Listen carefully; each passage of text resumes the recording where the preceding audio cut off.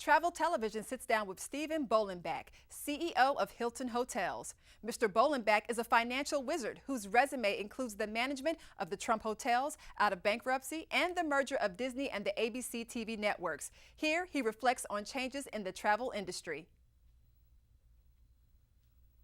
A real estate agent who lost everything in the hurricane looks forward to her new house being built by Habitat for Humanity. The hardest hit area of New Orleans was the 9th Ward. Travel Television talks to a homeowner about the slow recovery of his neighborhood. Travel Television brings you the 411 on 311, or what you can bring through the airport security checkpoint in the interview with TSA. All of these stories in this episode of Travel Television. And now on to our first stop. Hello, we're speaking with Amy Kudwa from the Transportation Security Administration, a part of Homeland Security. Amy is here tonight to tell us about how to travel in with the new security system and the things we should be looking for. I would like to ask you, Amy, in general, the funding for this security system. Do you have a budget appropriated by Congress? Yes, we do. We have an appropriated budget every year, and that is something that the President requests. Congress then debates and approves, yes. And the other modes of transportation we touched upon, give me an example. For example, a freight train going across the country through populated areas with explosives, gases that are explosive. How do you protect the citizens of that small town, for example, that lives close to the tracks? Well, everything that we do at TSA is based on risk, and the highest risks that we've identified in the freight rail sector are what are called toxic inhalation hazard materials. A very common one is chlorine. It's needed in all urban areas because it purifies water. Right. But however, if it's released in a populated area, it's a gas that's heavier than air and settles in and can cause a lot of damage. So for that reason, we issued a notice of proposed rulemaking rather, in December of 2006, and that outlines a lot of regulations for freight rail carriers and shippers as well to make sure that that stuff keeps moving at all times, because we've determined that when that material sits unattended in populated areas, that's where it's the highest risk. So we need to keep it moving, having a positive handoff at every point in the transmission of that kind of material. Right. And does the TSA have anything to do with the security at nuclear facilities? I mean, that's a little off the airline path, but do they have anything to do with that? Tangentially, we do. As part of the larger Homeland Security effort, we are the transportation infrastructure to and from nuclear plants. There's a lot of overlap with other government agencies, but we are involved, yes. Very good. The other modes of transportation, Greyhound buses, city buses, are they also come under the mantle of TSA as well? They do, absolutely. The legislation that created TSA in 2002 gave us the primary responsibility for security in all modes of transportation. Aviation, of course, is where we're most visible because we have the primary responsibility. We're screening 2 million passengers a day. Wow. That travel on the U.S. airways. Mm-hmm. What we have in other modes, for example, mass transit, we have K-9 teams. We work with state and local authorities that have the primary responsibility, but from a federal standpoint, we have the responsibility. So we work on security plans, same thing with highway carriers, trucking, ports, we work with the U.S. Coast Guard. So we're very involved in a number of different components. Pipelines, for example, people don't realize we're involved in that as well. Gas pipeline, mm-hmm. Petroleum, yeah. Well, one of the questions I wanted to ask you, maybe I asked you earlier, but I want to ask you, all this costs money, and there is a budget, an appropriated budget, but it must cost the traveler something, the guy or the lady who buys a ticket. Is there what's the add-on to the ticket cost? There is actually, and that's been in place for several years. It is the security fee. It's $2.50 per segment, which is the industry term of a takeoff and a landing. The maximum that you can charge is for 2 segments, so $5 each way. And that helps offset the cost of the TSA budget. So it's not actually funding us, but it is a budgetary offset for the appropriated amount. And why would you charge $5 for someone who's, that's for a return flight? Actually, for example, if you were flying from Washington, D.C. to Los Angeles and connecting over Chicago, it would be $2.50 for D.C. to Chicago, $2.50 from Chicago to Los Angeles, and the same on the return. Gotcha. Okay. Well, Amy, thank you very much. You've been very, very informative, and we look forward to staying in touch with you and keep us posted of all the changes coming along. Absolutely. Thank you.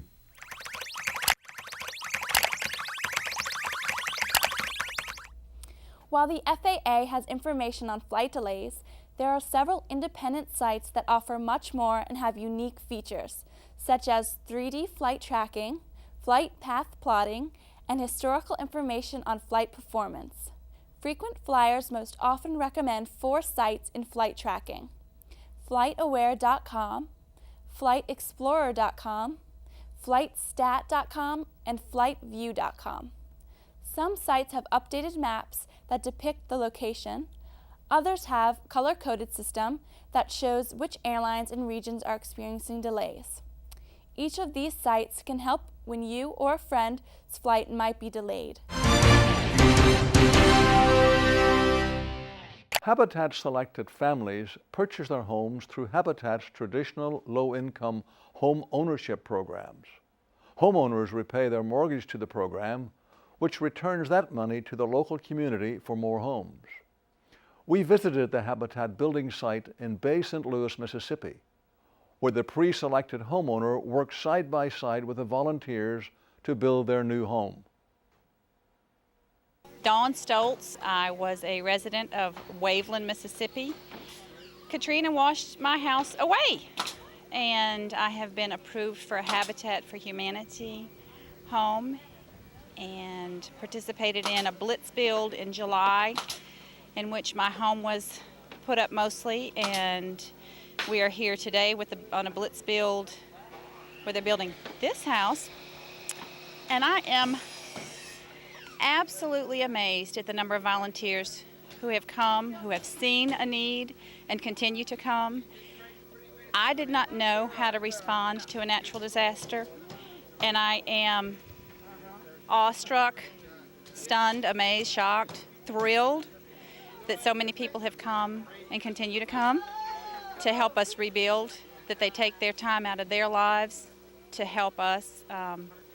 One of them said, not with a handout, but a step up. We need to step up, and it has just been tremendously beneficial, heartwarming.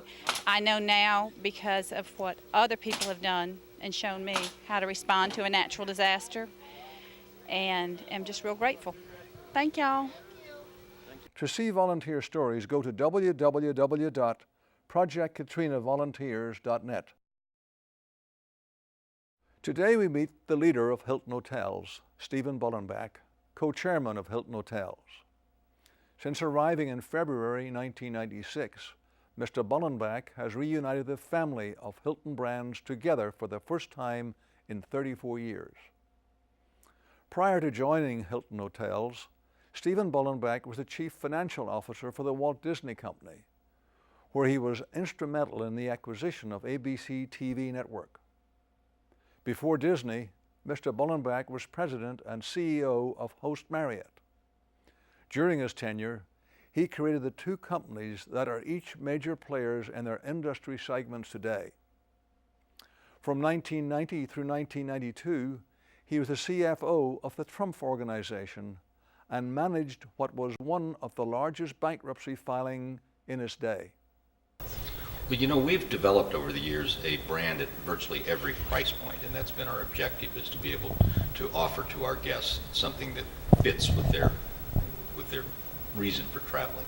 And so we have at the budget end, we have Hampton Inn, which is a wonderful hotel. We have 1,500 of them around the world. It's a product that we franchise, and so they're developed by individuals, basically. And we move all the way up the spectrum. We have DoubleTree, we have Embassy Suites, which is an all-suite product, of course Hilton, and then at the top end we have Conrad, and we're also starting a new brand called Waldorf Astoria. We're using the name of the hotel that we own in New York, and it will be designed to provide experiences at really classic hotels that already have their own brand identity, but we'll make them part of the Waldorf Astoria family of brands. And what we're doing is providing the kind of back office services to these wonderful hotels around the world so that you can have things like the Hilton Honors, which is our frequency program, very important to our guests. About 40% of all of our guests are members of our frequency program. So that's what we've done, and so we have brands, and the idea is to be able to take care of our guests for any travel occasion. Well, in terms of the places where this is being done, and New York is, to me, the best example, where some of the really great hotels of the world are being changed to condominiums. The Plaza is currently being sold as a condominium. I think that it will make things more expensive in the short term for people, because as hotels leave the market, there's less hotel rooms in New York now than there was 5 years ago. And so as hotels leave the market, occupancy, of course, on the then existing hotels goes up, and the way we ration rooms, of course, is by price. So there's also condo development of hotels, which will be good for the travelers, be more supply. But the conversion phenomena, and in the places where people really like to go, like New York and Hawaii, it's going to reduce, it's going to raise price.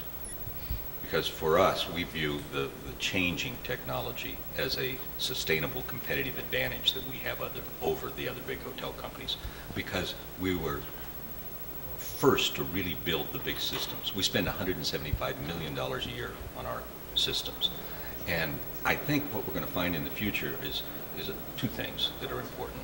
More and more people will use the internet to book their rooms just because it is so convenient. And more it will become a virtual experience. So today you go online and you look and you see a picture of the hotel perhaps. 5 years from now you'll have an opportunity to virtually walk through the hotel. We'll show you your room. We'll tell you how much this room is. We'll show you another room. You'll be able to make a selection. And people, and maybe the baby boomers are not the biggest users today, but they will be. I mean, that will become a way of exchanging information for people about their stay and why they should stay with us. For many months after the hurricane caused a break in the levees, the water levels in the Ninth Ward kept residents out of their homes. Even after a year, the return of services, including electricity and water, are hindering the residents' return. Rebuilding in an area that is below sea level demonstrates the determination of homeowners who value their ties to the community.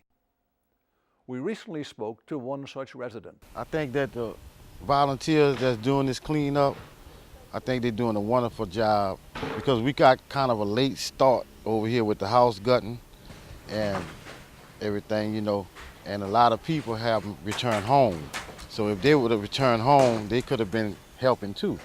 But since they're not home, the volunteers are playing a very good role in cleaning up this mess that we have. We have lots of debris all over the Ninth Ward, and without the volunteers, it just would be sitting there, you know, or for a long time. So the volunteers is playing a good role in this. And a lot of people lost their lives out here, and, you know, without the volunteers coming to help, we just have mounds and mounds of debris. There are water lines on the houses about 7 foot high, 8 foot high in this area right here. And the house that they're gutting out, they had four families there in the greenhouse, and they had 2 families here, you know, like that. And nobody has returned to that house, as you can see. None of these houses, nobody has returned in right here. So without the people being there, if they was there, they could kind of help, you know, with this thing, but nobody has returned yet. And, you know, we just hope that they don't have another storm right now, because it would be disastrous for us, especially in the Ninth Ward. You know what I'm saying? Because we got a late start. Everybody else have their cleanup, you know, their cleanup had started months ago, a couple of months ago. This is basically just getting started right now. To see volunteer stories, go to www.preservethe projectkatrinavolunteers.net.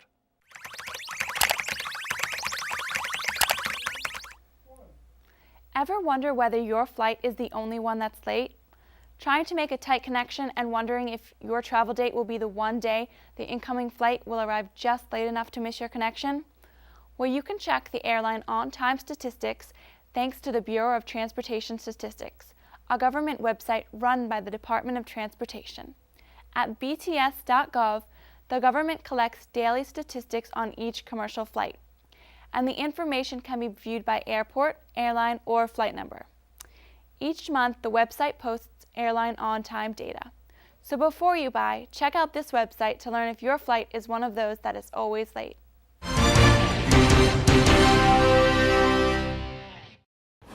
Mark Murphy here with Modern Agent TV in the Garden District of New Orleans. The Garden District is a wonderful area that features Lafayette Cemetery. Of course, everyone knows in New Orleans that they bury their dead above ground because of the water table, so it's a unique fixture, and a lot of tours actually explore cemeteries like Lafayette. The Garden District is also known for some beautiful mansions.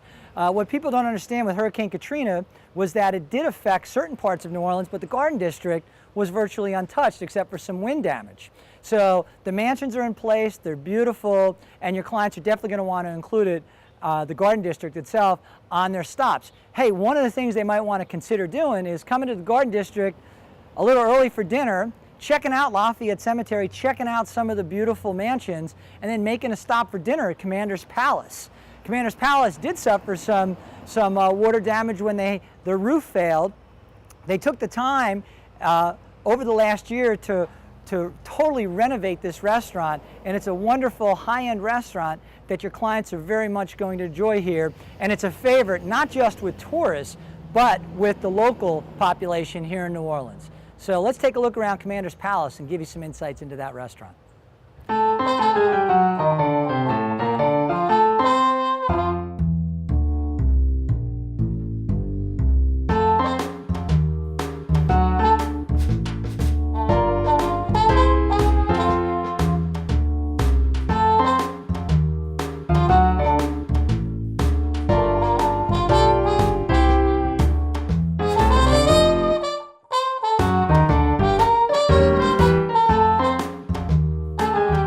Well, that was Commander's Palace, and now we're going to take you into two other famous restaurants in New Orleans, so you'll have different ideas of what you can put on your client's agenda for breakfast, lunch, and dinner when they come here to the city of New Orleans.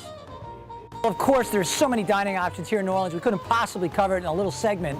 However, we want to give you a flavor of the variety of restaurants, and here we are in the French Quarter at the Court of Two Sisters. A restaurant that's been famous for years here in the Quarter. We're going to take you inside and just give you an idea of how it mixes inside seating with outside seating in a great ambiance.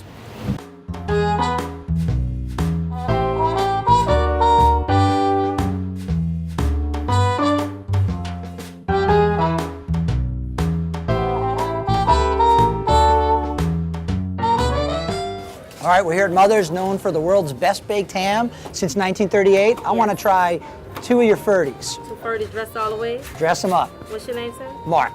It's so funny every time I go.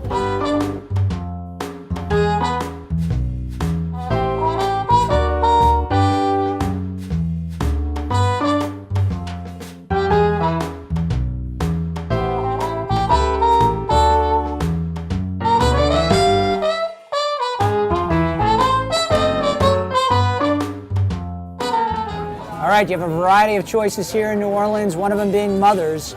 Make sure you put it on your client's list because it's a stop they won't want to miss.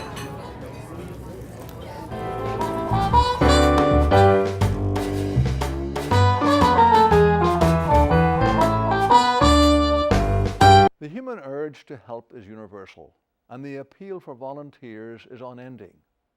Volunteers come to the Gulf Coast to help the rebuilding process, and in this story, the visitor has just arrived on his first trip to the United States. Hello, my name is Ko Mayoka. I've arrived at New Orleans airport yesterday, and now I'm helping people working for rebuilding the park.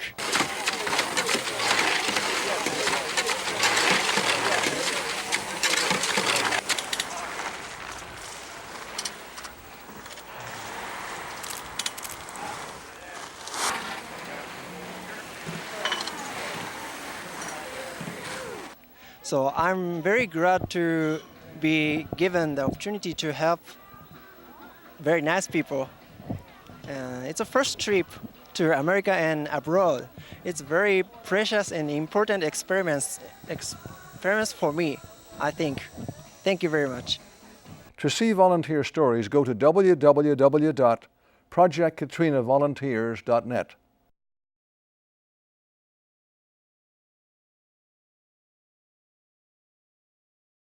My name is Paul Whitebread, and I'm the host of a popular program called Beltway Bistros. Our 30-minute show profiles a country by looking at its history, its impact upon the world, the issues facing it today, and its cuisine. Have you ever gone to an ethnic restaurant and wished you knew more about the people, their country, and how they may have influenced how you live and eat? Are you uncertain as what foods to try? Our show gives you information to help answer those questions. Here is what we found when we looked at Cuba. By late 1962, the Cuban Missile Crisis between the USSR and the United States was resolved without nuclear weapons, but it was a close call. Atomic war over Cuba could have ended all human life. Since then, Castro's regime has been firmly in control, as the country's infrastructure slowly crumbled.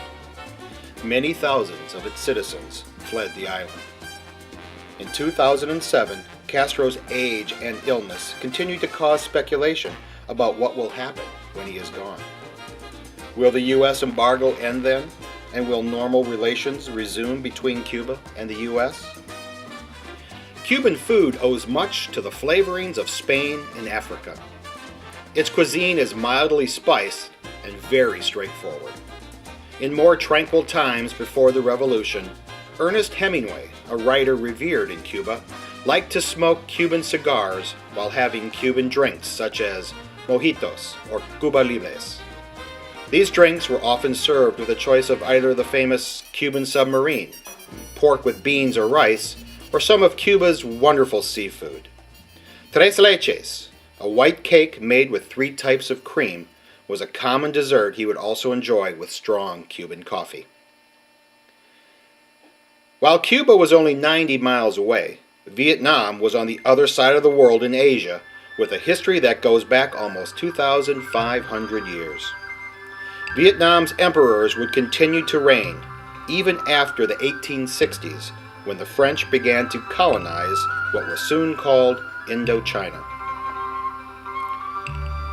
By the late 1950s, the United States was sending advisors to aid a corrupt regime in South Vietnam against the invading communist North.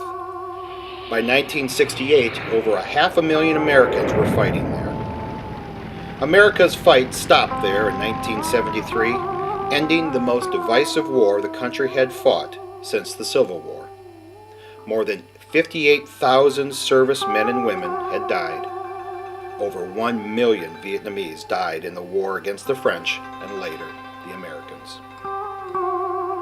Much about Vietnam has changed since the communist victory in 1975.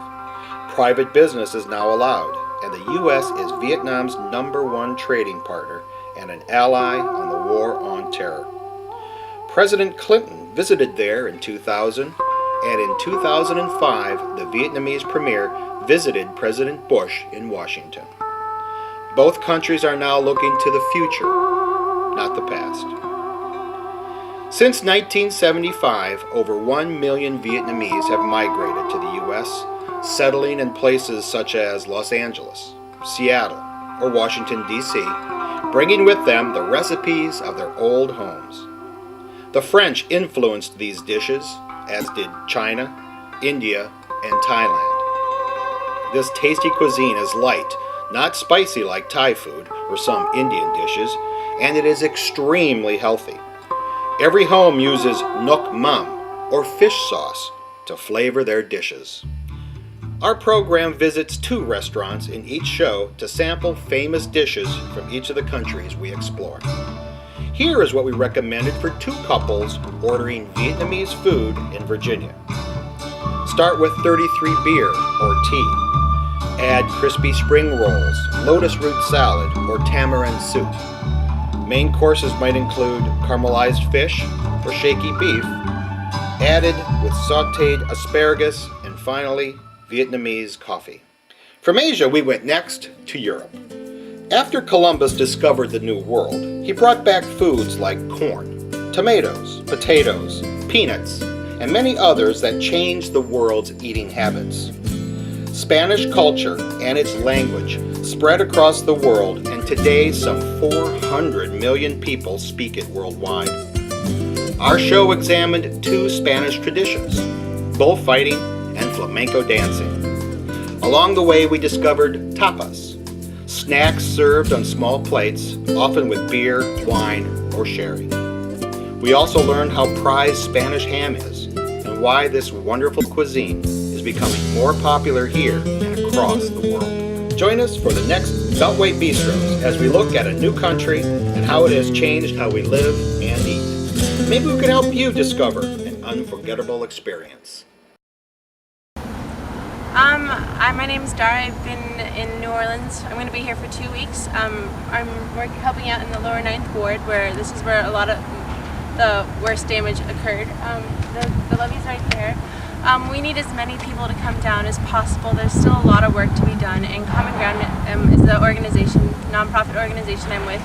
It's an amazing community developed group to help whoever needs help. We got houses and supply clothing and food and materials to help you rebuild your home and community. And yeah, we really need people to come down because this is an amazing place and the people here are incredible, and the government is not helping the people as the way it should be helping, and so the people are taking action, and that's what this group is all about. So we would really appreciate all the help we can get, money, food, clothing, your body to help come down here. So please come. Thank you.